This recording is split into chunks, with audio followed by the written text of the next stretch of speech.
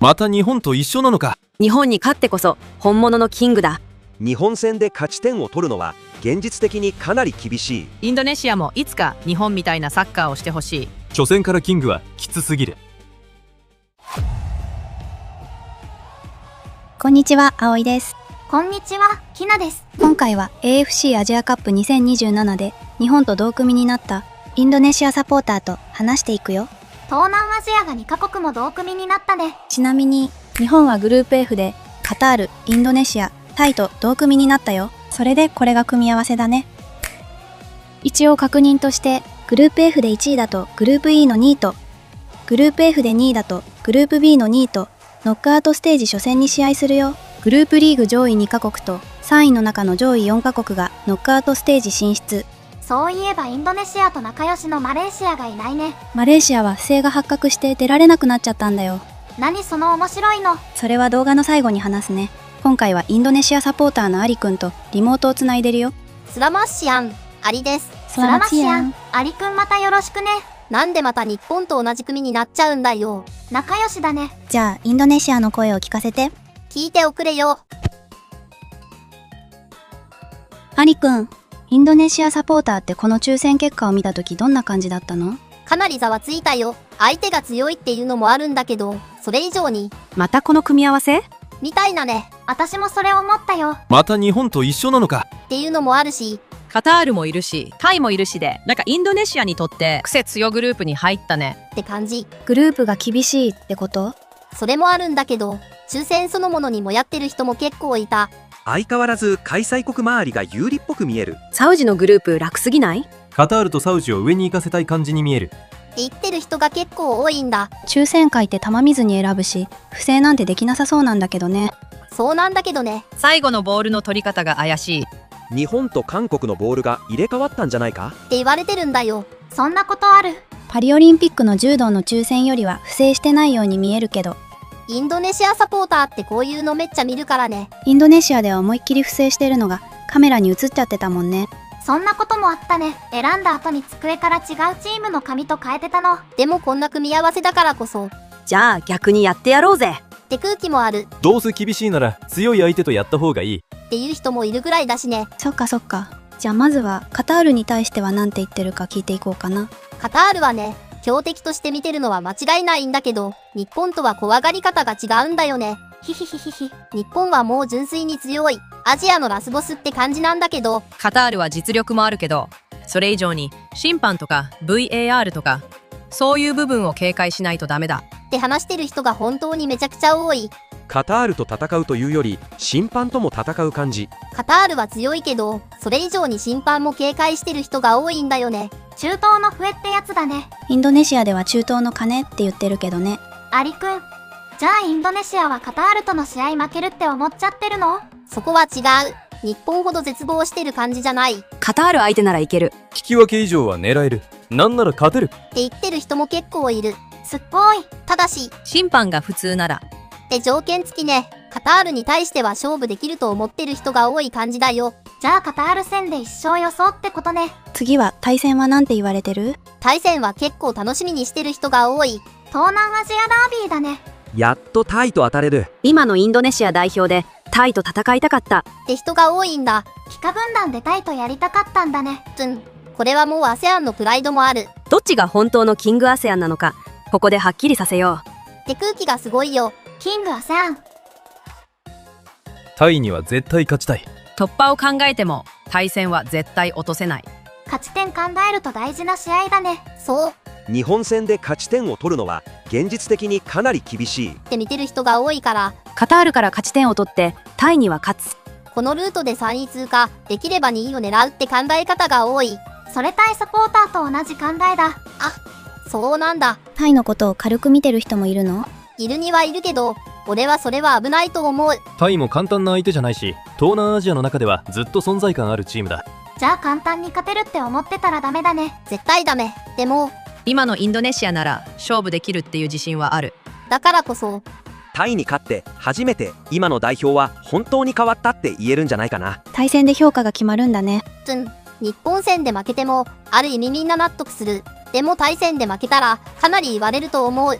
対戦はプライドだからプライドをかけた戦いなんだ。そう。だから対戦はただの第3戦じゃなくて、インドネシアがこのグループで生き残れるかを決める超重要な試合になると思う。対戦はどんな試合してほしいって思ってるの？インドネシアが最初から強気にいってほしい。守って耐えるだけじゃなくて、今の代表ならちゃんとボールを持って勝負できるって見せてほしい。今の代表っていう人が多いんだね。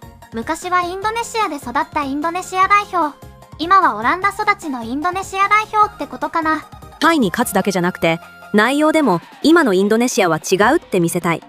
そうじゃないと、本当の意味でキングアセアンを名乗るにはまだ早いと思う。インドネシアはキングって名乗りたい気持ちがすごいね。だから、対戦はグループの中で一番サポーターの感情が爆発する試合になると思う。インドネシアサポーターからすると、今の代表ならタイに勝てる。ここで勝てないとかなり厳しいっていう現実もある。もうほとんど帰化選手だもんね。タイもインドネシアもカタールと引き分けて3試合目ってなったら面白いのにな。勝った方が2位通過ってなったら楽しそう。いや、カタールとタイには勝てるって言ってる人も多いからね。2位通過いけるし、3位通過なら余裕っていうのが現実的って見方も多いよ。ってことはインドネシアはノックアウトステージに行けるって思ってる人が多いんだね。実際そう言ってる人は多いね。カタールとタイに勝てる予想が多いのは分かったけど、日本に対してはなんて言われてるの？アリくんどうなのどうなの？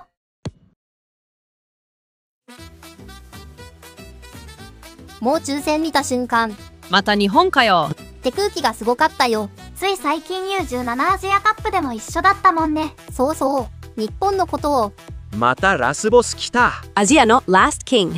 みたいに言ってる人もいたし、初戦からキングはきつすぎるって感じだった。いきなりキングは取れねえだろうよい。そこがまた重いんだよ。初戦って相手も本気で来るじゃん。日本がまだ突破決めてない状態で最初から主力で来るかもしれないって考えると、インドネシア側からしたら普通に怖い。私からしたらコテンパンにやっちゃってほしいね。だから、なんで初戦なんだよ。始まった瞬間に決勝戦みたいな相手と当たるって感じ。日本戦は勝てると思ってる人はいるの？日本に勝つっていうより、まず大量失点しないこと。負けるとしても僅差で抑えたいっていう感じ。日本には5対0で勝つって言ってた人たちはもういなくなっちゃったのかな。もう日本は別格って扱いだね。カタールやタイには勝負できるっていう人でも、日本だけはちょっと別って見方が多い。でも中には強気な人もいるんじゃない？いるね。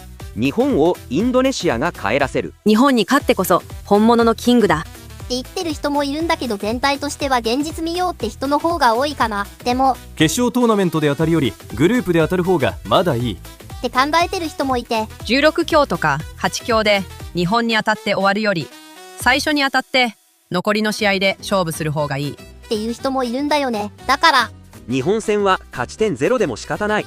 でもそこで心折れずに次のカタールとタイに迎えるかが大事って感じ。日本には負けてもいいってことなんだね。一番多く言われてるのは、日本には負けてもいいからカタールに引き分け以上、タイには勝つ。これで勝ち点4を狙う。勝ち点4でノックアウトステージ進出。2位に届くかは状況次第だけど、少なくとも3位通過は狙えるって見方だね。厳しいのは分かってる。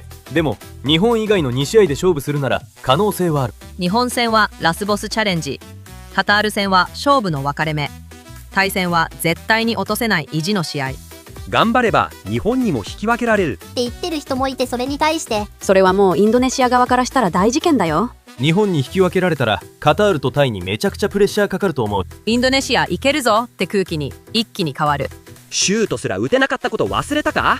夢見るなって感じだね。でもサッカーはどうなるかわからないからね。勝つ夢は見るけど、現実的に見ると日本に大敗しない、カタールに最低引き分け、タイに勝つ。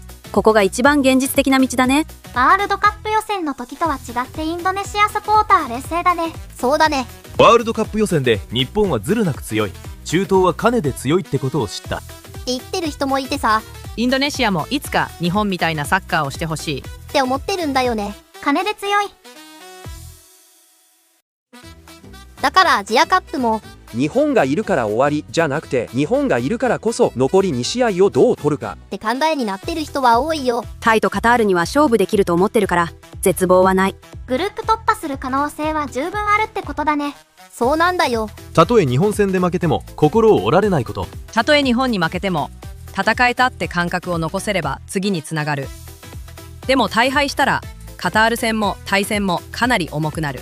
日本相手にどれだけやれるかで、今のインドネシアが世界でどこまでやれるかがわかる。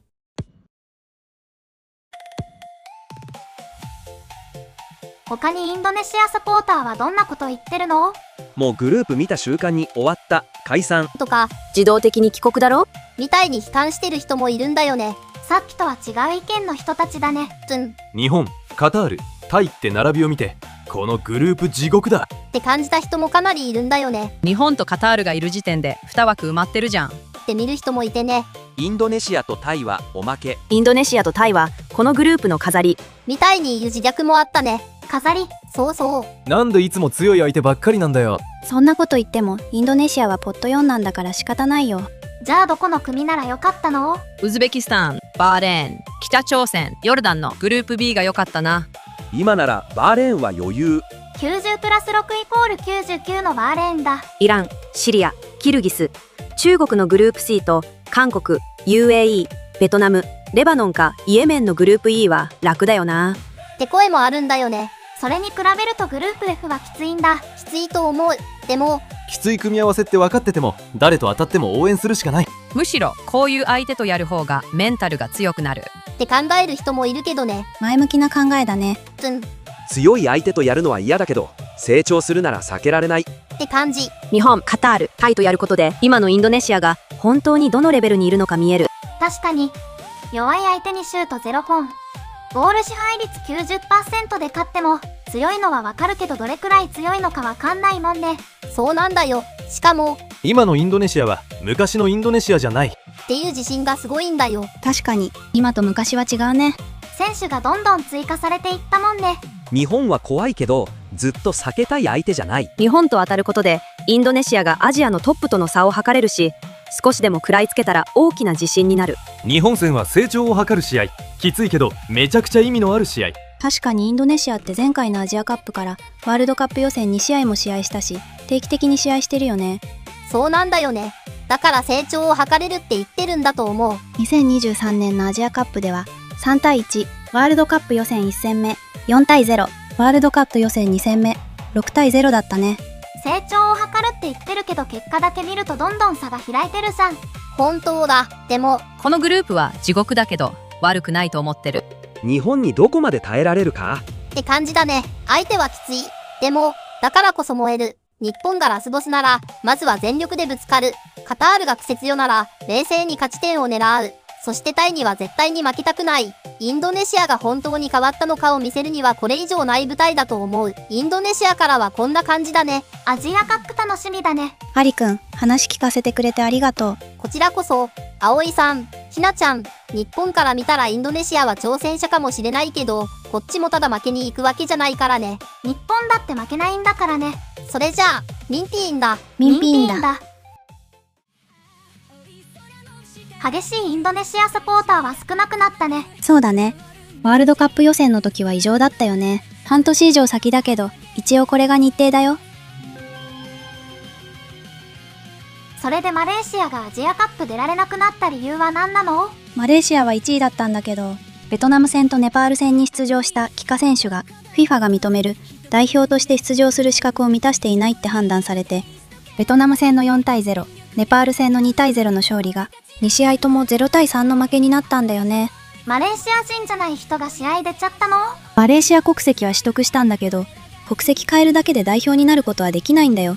何があるの？まずその国の国籍を持っていて、FIFA 規則では永続的な国籍を持つことが基本条件なんだって。じゃあ国籍戻す予定ってのがバレちゃったの？そこは違うと思うけど、国籍を持っていて以下の条件のどれか一つを満たしてないとダメみたい。すでに他国の A 代表として公式戦に出ていないこと、本人がその国で生まれていること、実の父か母がその国で生まれていること、祖父か祖母がその国で生まれていること、その国にFIFAが求める年数、実際に住んでいること。何年住んでないといけないの？10歳未満から住み始めた場合、最低3年。10歳から18歳の間に住み始めた場合、最低5年。さらにその国の代表になる目的で移住したわけではないと示す必要がある。18歳以降に住み始めた場合、最低5年住まないといけないんだって。住んだっていうのは書類上の住所だけじゃなくて、原則として1年につき183日以上その国にいることが居住の目安になるみたい。1年に半分はその国にいなさいってことだ。そうだね。それで最後に、書類が本物であること。それは当たり前。それでマレーシアはこれに当てはまらなかったんだね。マレーシアは帰化選手7人が、祖父母がマレーシア生まれという根拠書類が改ざん、虚偽と判断されたみたいだね。それでベトナムがアジアカップに出れることになったんだ。そうだね。4対0ってもしかしてベトナムは帰化政策に走りませんって会見した時の？そうそう、その時の試合のことだね。